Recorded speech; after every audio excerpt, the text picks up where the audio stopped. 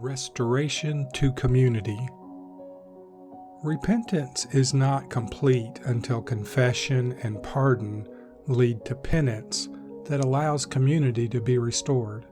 Penance is not for the purpose of inflicting pain, but for the much higher purpose, changing lives by restoring relationships.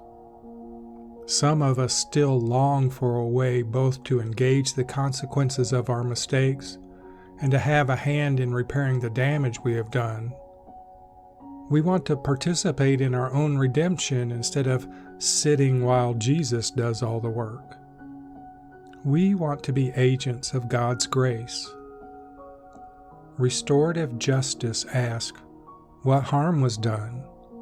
What is needed to repair the harm? Who is responsible for repairing it? Penance is the acceptance of responsibility for repair, and it is one of the most healing things a repentant can do, as well as one of the most painful. True repentance promises us reunion with God and one another. It promises us restoration to community and to all the responsibilities that go along with life in relationship.